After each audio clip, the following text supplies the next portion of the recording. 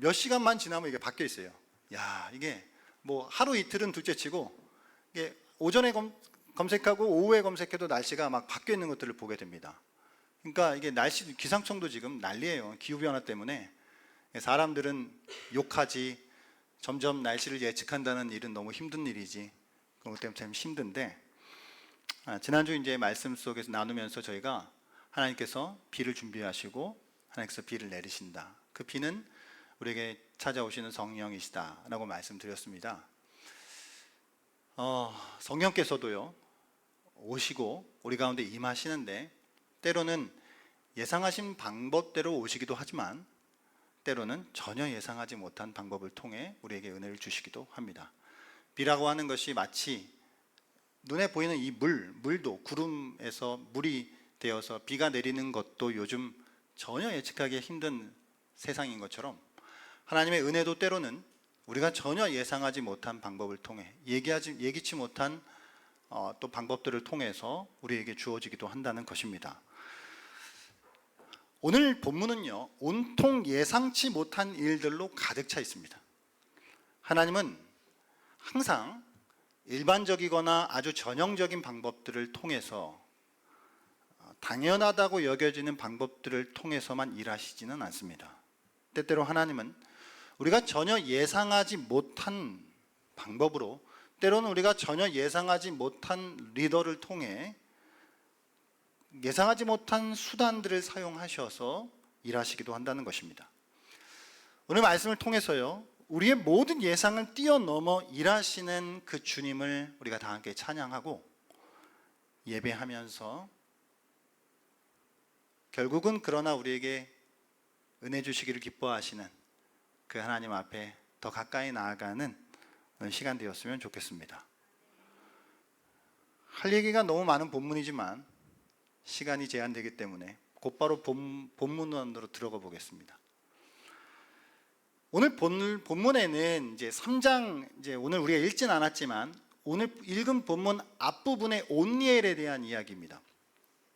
이스라엘 사사들에 대한 이야기인데요, 이제 오늘 3장을 보게 되면은 크게 두 가지로 좀 우리가 생각해 보겠습니다. 먼저는 예상된 일이 있고 예상 안 된 일이 있습니다. 그래서 먼저 예상된 일은 무엇인지 한번 생각해 보겠습니다. 예상된 일 첫 번째는 온니엘입니다. 온니엘은요 여러 사사들 중에 아주 전형적인 지도자입니다. 이상적인 지도자이고 뒤따르는 사사들의 표준이 된 인물이기도 합니다. 전형적인 리더 유형이에요. 이스라엘의 용사인 갈렙의 사위였고 아주 신실한 가문의 출신이었고 이스라엘 12지파 중에서도 뛰어난 유다 지파에 속해 있던 사람입니다. 그러니까 온니엘이 앞장서서 사람들을 복도두고 싸움에 나갈 것을 선포했을 때 자연스럽게 많은 사람들이 그를 따랐을 것입니다. 사람들은요 당연히 그 정도 되는 사람이 지도자가 되어야 한다고 누구나 예상했을 것이라는 것이죠. 이게 예상된 일입니다. 에훗은 두 번째 사사고 온니엘이 첫 번째 사사인데, 이 첫 번째 사사라고 하는 인물 자체가 그냥 예상된 인물이에요. 또 무엇이 예상되었냐면 오늘 본문 12절인데요 한번 띄워봐 주시겠습니까? 오늘 본문 12절 뭐라고 나와 있을까요? 이스라엘 자손이 뭐요? 또예요. 또 사사기 기자는 이스라엘 자손이 또 여호와의 목전에 악을 행했다고 기록합니다. 또라는 말은 이스라엘이 반복해서 악을 행했다라고 하는 것을 강조해 주고 있는 것이죠. 이스라엘 백성은 늘상 죄를 저질러 왔습니다. 하나님이 그토록 말씀을 주시고 따스한 손을 내밀어 주셨지만 그들은 자주 주님을 배반하고 각자의 길을 갔다는 것이죠. 오늘 본문에서 그들이 지은 죄는 거의 이것은 우상 숭배입니다. 가나안 토착민들이 섬기는 그 우상들을 하나님의 백성인 이스라엘이 섬겼다는 것이죠. 이게 예상된 일입니다. 온니엘도 예상된 인물이고 또 죄를 저지른 것도 예상되었던 일입니다. 그런데 예상되지 않았던 일들이 있어요. 그게 뭐냐면 첫 번째는 모압이에요. 모압은 사실은 따지고 보면 이스라엘 백성들과 이렇게 그래도 피가 섞여 있는 그런 이제 민족인데, 이스라엘 하나님 앞에 범죄했기 때문에 평상시에는 그들의 적수라고 생각하지 않았던 모압을 하나님께서 들으셔서 18년 동안이나 그들의 통치를 받게 하십니다. 그러니까 모압이 이스라엘을 지배했다라고 하는 것은 죄에 대한 하나님의 징계였죠. 그러니까 이 죄라고 하는 것은 우리가 예기치 못한 곳에서부터 고통과 핍박이 오기도 한다는 것을 알아야겠습니다. 하나님께서 오늘 본문에 보면 12절 다시 한번 띄워봐 주시겠습니까? 12절요. 여호와의 목전에 악을 행함으로 여호와께서 모압 왕 에글론을 강성하게 하사 그들을 대적하게 하시며, 그래요. 여호와께, 주어가 여호와께서예요. 여호와께서 모압 왕 에글론을 강성하게 하사. 이건 좀 주목할 만한 독특한 표현입니다. 그러니까 통상적으로 다른 사사들의 기사에서는 하나님께서 보통 넘겨주셨다, 팔아먹었다, 뭐 이런 이제 표현들을 사용하시는데, 오늘 본문에서는 저자가 하나님께서 에글론을 강성하게 하셨다라는 독특한 표현을 사용함으로써, 그러니까 그 이전까지는 모압이라고 하는 나라는 이스라엘에게 그렇게 큰 이렇게 적이 된다거나 이렇게 위협이 된다거나 그런 존재가 아니었음에도 하나님이 힘을 줌으로 말미암아 이제는 매우 위협스러운 존재가 되게 하셨다라고 하는 것입니다. 그러니까 상황을 이렇게까지 만들어 가신 것은 이게 하나님이셨다는 것이죠. 그러니까 모압이 우리에게 이런 위협적인 존재가 될 거라고 하는 건 예상하지 못했던 일이에요.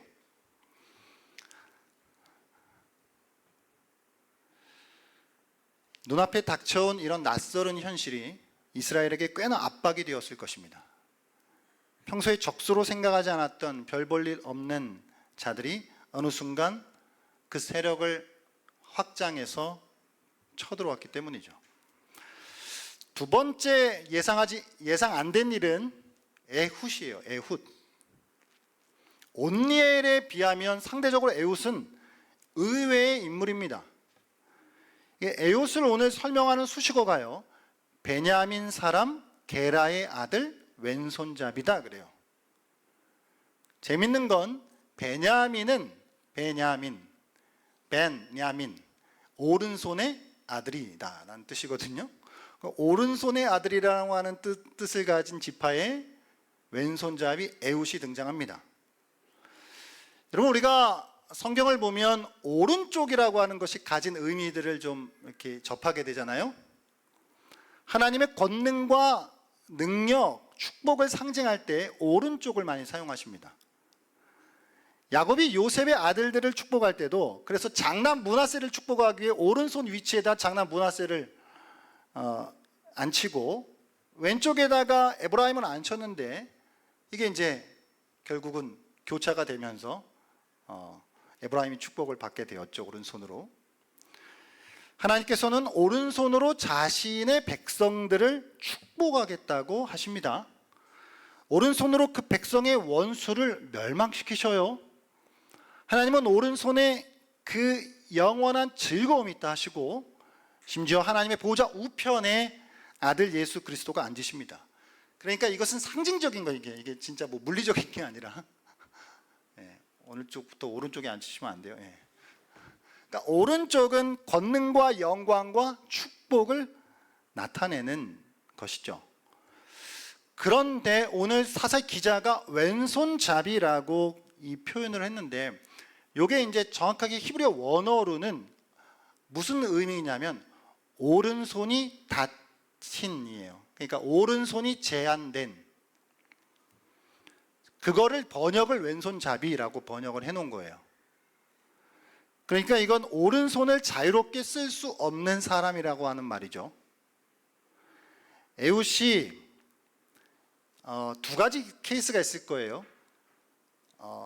원래는 오른손잡이였는데 뭐 예를 들어 사고를 당했다든가 어떤 이슈 때문에 오른손에 좀 문제가 생겼을 수도 있는 일이고, 한편으로는 저희 둘째가 왼손잡이인데 그런 사람처럼, 그러니까 왼손이 원래 더 편한 사람, 오른손보다 왼손이 더 편한 사람일 수도 있어요.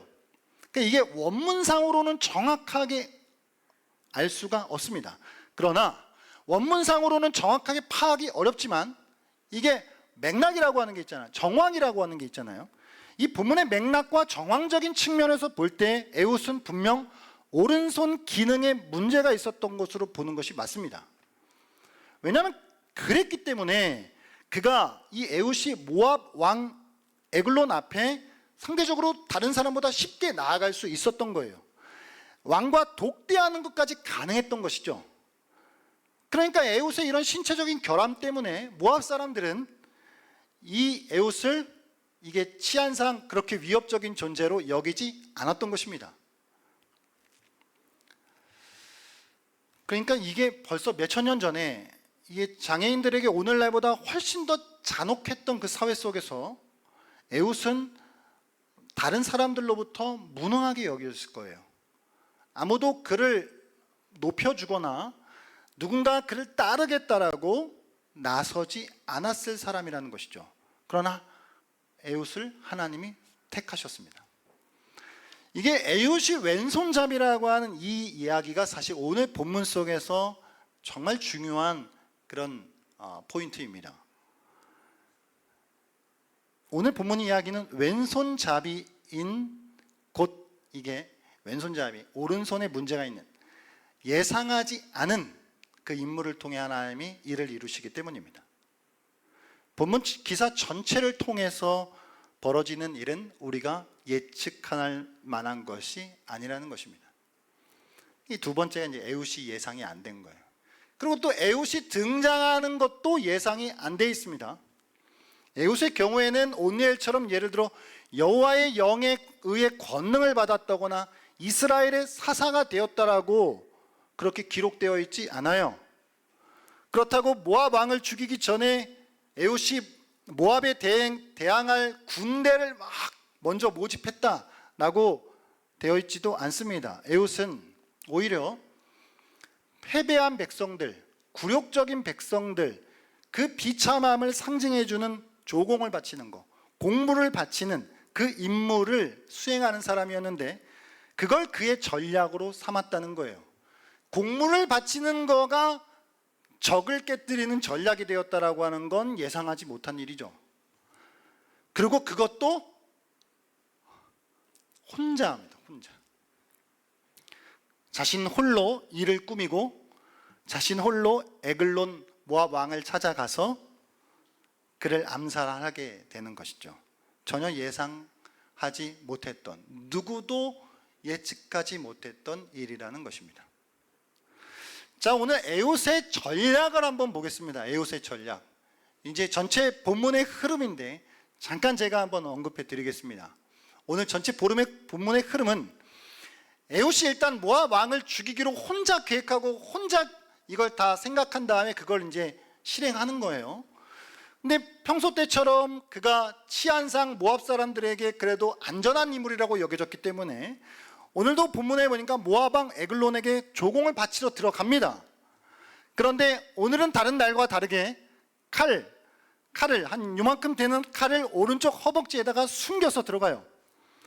에웃은 에글론에게 조공을 바치면서 결국은 그 에글론을 조공 삼기 위한 만반의 준비를 마치게 된 것입니다.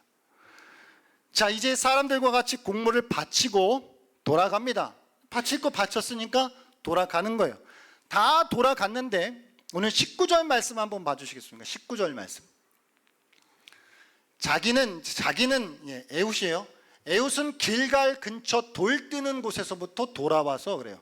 그러니까 자기 혼자 가다가 같이 이제 집으로 돌아가다가 자기 혼자 다시 모압 왕 에글론에게 나아가는 거예요. 돌 뜨는 곳이라고 되어 있는데 이것은 아마도 많은 주석가들이 당시 모압 사람들이 숭배했던 그모스 신상을 만드는 그 석상, 돌상을 만드는 그런 곳이었을 것이다. 사사의 기자가 저것을 굳이 저렇게 표현한 것은 아마도 모압 우상 그모스를 섬기는 그곳에서 돌이키는 이 행위, 그러니까 에훗이 먼저 죄의 우상 숭배로부터 돌이키는 그 행위가 훗날에 이스라엘 백성을 죄에서 우상 숭배에서 돌이키게 하는 것을 예고해주고 있는 장면이다라고 해석하기도 합니다. 자, 그러고 나서 이제 왕을 만나요. 다시 갔던 사람이 다시 돌아왔어요. 왕도 넌 왜 다시 왔냐 물었겠죠. 19절 한번 봐주시겠습니까? 19절.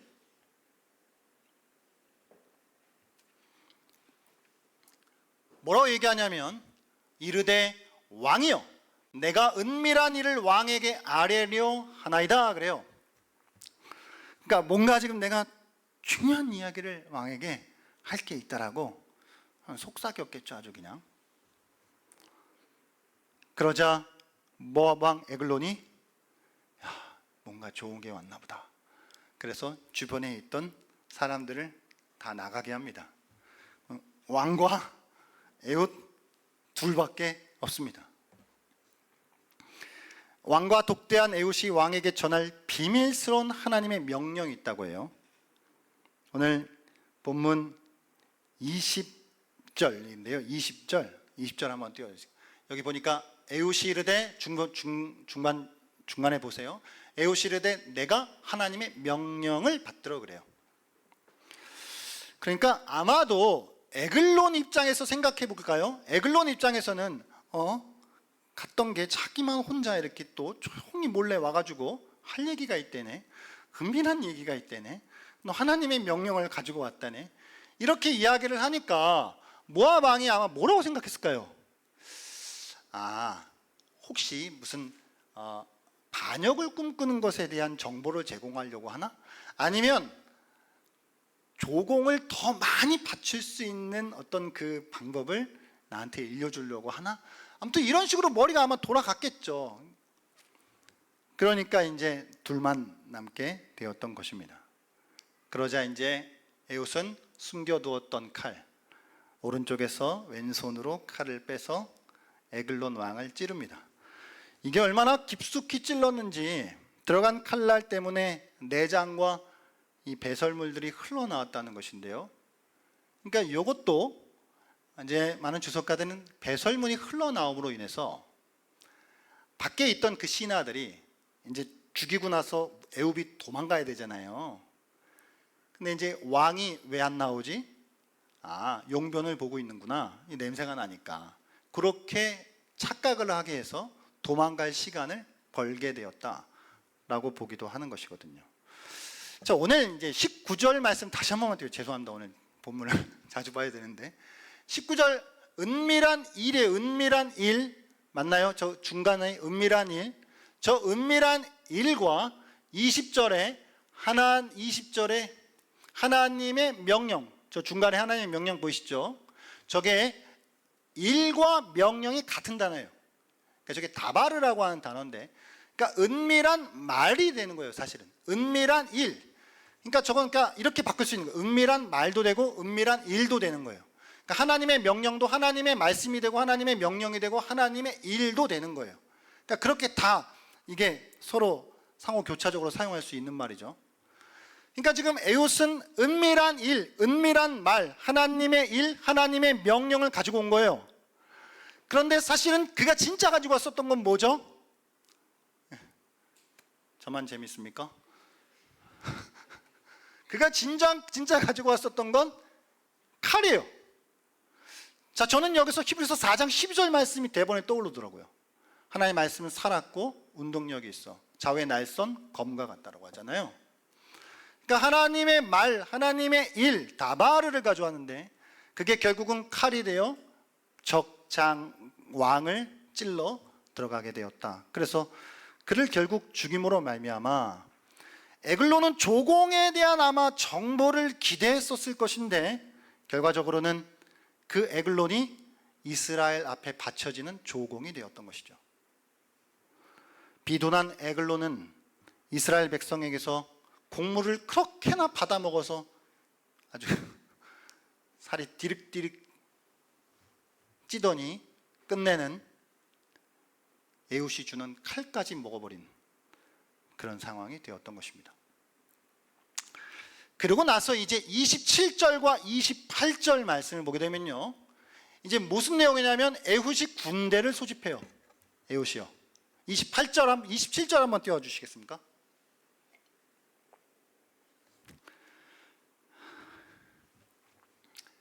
같이 한번 읽어보겠습니다. 시작.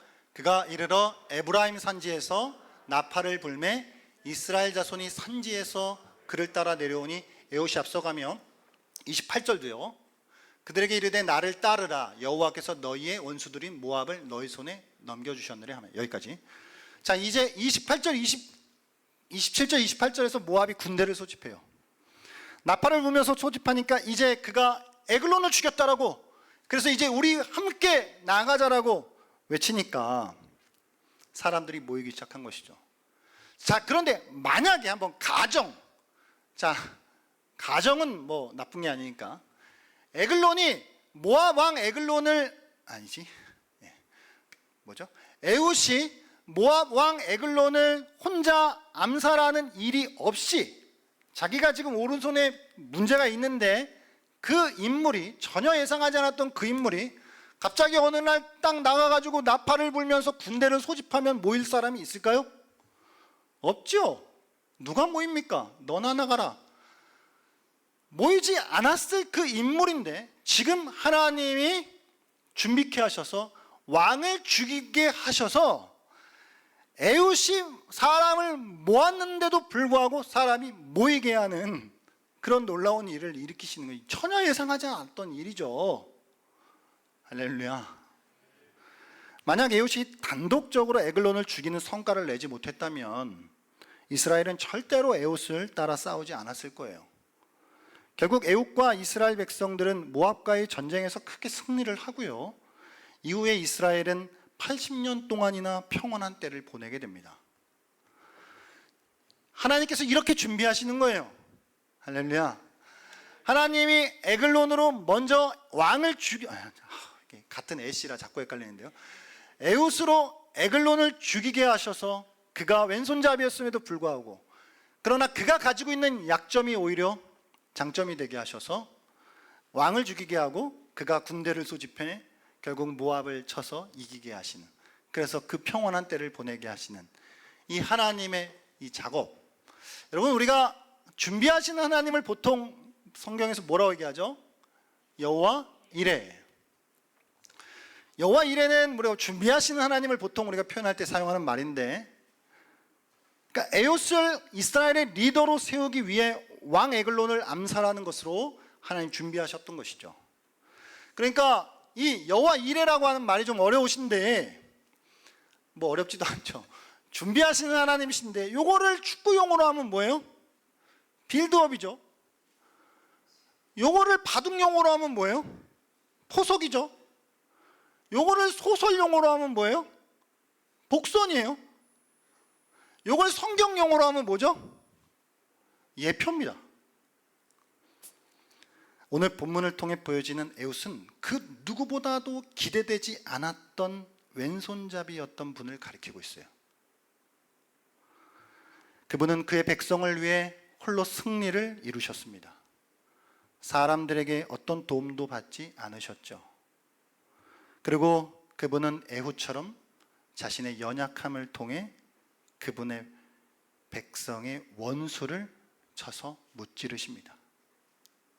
이렇게 예수님은 그 어떤 사사들보다도 사실은 더 구원자로 보이지 않으셨지만 구원자와 정반대의 모습으로 구원자가 되셨습니다. 예수님은 승리를 통해서가 아니라 오히려 처참한 패배를 통해서 그의 백성을 구원하셨던 것이죠. 결국 그분은 죽음으로 죽음을 이기셨습니다. 이렇게 하나님께서는 왼손잡이 해방자를, 그 구원자를 사용하셔서 왼손잡이 백성을 구원하셨던 것입니다.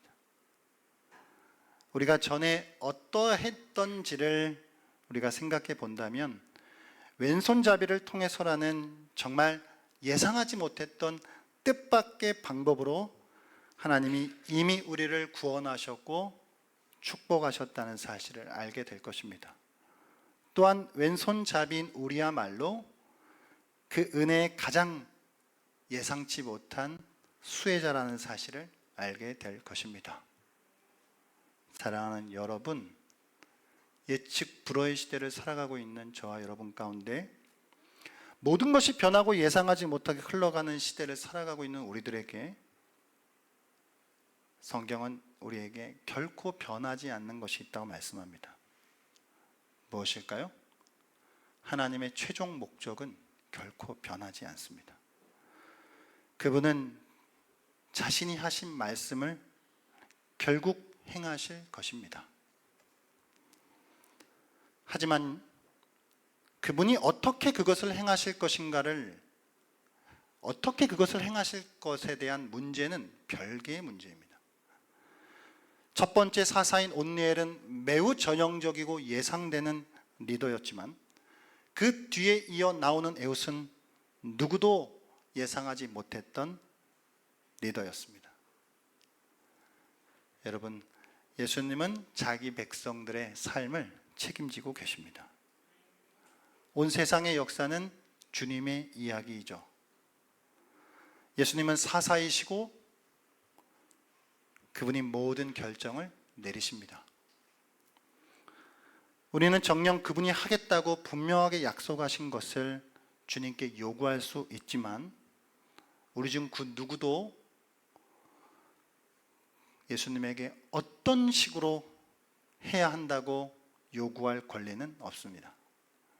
그분이 가장 가망 없어 보이는 방법을 택하신다 해도 놀랄 필요가 없습니다.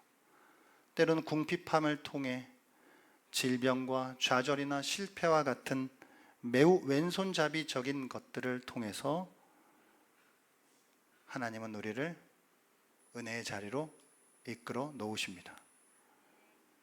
결국은 우리가 속해 있는 기독교의 교회, 이 교회가 사실은 왼손잡이 무리입니다. 하나님이 왼손잡이 무리인 교회를 통해 일하시리라고 누가 예상했겠습니까? 사사이신 하나님이 육신으로 이 땅에 오셨을 때 고운 모양도 없고 풍채도 없고 우리가 보기에 흠모할 만한 아름다운 것이 없다라고 하셨죠. 그런 왼손잡이 같은 사람으로 오셔서 우리의 구원자가 되신 것입니다. 왜죠? 왜 하나님 예수님은 왼손잡이 같은 모습으로 오셔서 왼손잡이와 같은 교회를 통해 일하시는 것이죠? 사도 바울은 고린도전서 1장 28절 29절에서 이렇게 말씀하고 있습니다. 제가 읽겠습니다. 하나님께서 세상의 천한 것들과 멸시받는 것들과 없는 것들을 택하사 있는 것들을 폐하려 하시나니 이는 아무 육체도 하나님 앞에서 자랑하지 못하게 하려 하심이라. 아멘. 누구도 자랑하지 못하게 하시기 위해 주님은 전혀 뜻밖의 방법을 통해 전혀 예상하지 못하는 방식을 통해 수단을 통해 사람을 통해 일하시는 분이십니다. 할렐루야.